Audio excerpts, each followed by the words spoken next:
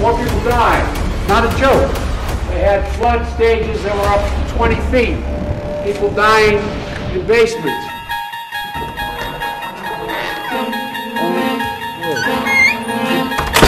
I'm not supposed to take any questions, but go ahead. I'm not going to answer gas stand now. Okay. Answer gas stand now. Answer gas stand now. He said gas can. It's Afghanistan. Mr. Doom and Gloom, Sleepy Joe Biden. Climate change. Well, you know, the reality is we have a global warming problem. A serious global warming problem.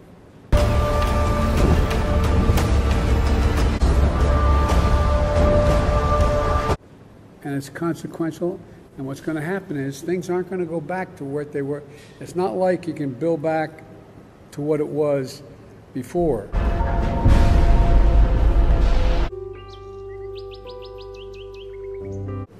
It's not going to get any better than it is today. It only can get worse, not better. It's not going to get any better than it is today. It only can get worse. It's a matter of what the world's going to look like, not a joke. Only can get worse. Not a joke. More people died, not a joke. They had flood stages that were up to 20 feet. People dying in basements. Only can get worse. Not a joke, not a joke. But wait! And we are going to beat this climate change. Thank you. What did he say?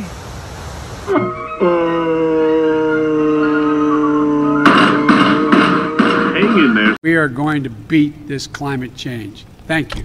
Not a joke. Only can get worse.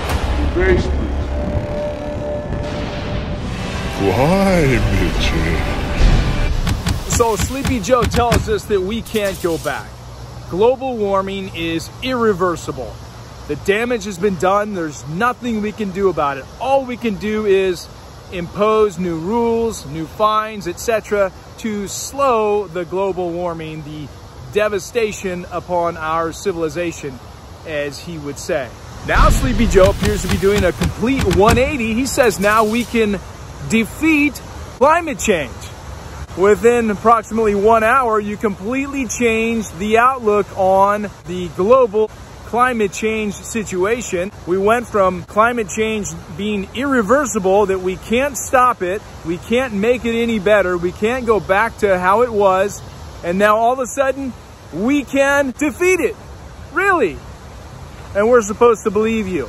Well, really what's going on is Sleepy Joe is petitioning for us to have one of the largest tax increases, multi-trillion-dollar budget. I believe we'll get done the so-called reconciliation bill that has another several $trillion in it. Where he's going to pork barrel a bunch of non-related projects and funding and funds and grants, etc. for his CRT and all this bogus other multi-gender stuff, so he can satisfy all of his left-wing supporters and constituents. This is a big heist. It is a heist at the highest level. And who better to pull off the heist than a senile old man?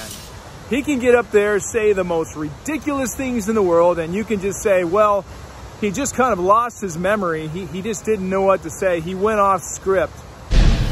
Sleepy Joe says that if we get rid of tailpipes, somehow that firefighters are going to be safer. Yeah, that's what he said.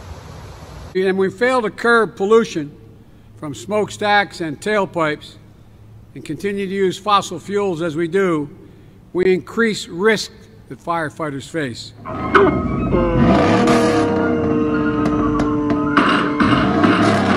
in there.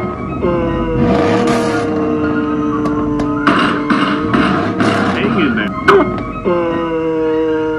But what he was really here to do was to prop up that stooge called Gavin Newsom.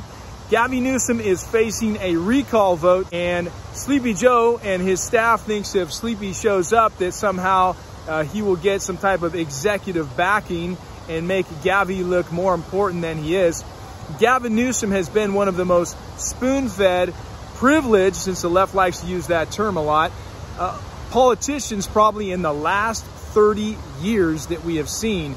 This guy has had the red carpet rolled out for him, and he is so incredibly arrogant, and he is an angry leftist. And if you see him talk, you'll see when he speaks, he appears to be quite angry and very ideologically driven. We'll see what happens in this ongoing saga. Take care, Patriots. See you next time. And I'm happy to take questions if that's what I'm supposed to do, Nance, whatever you want me to do.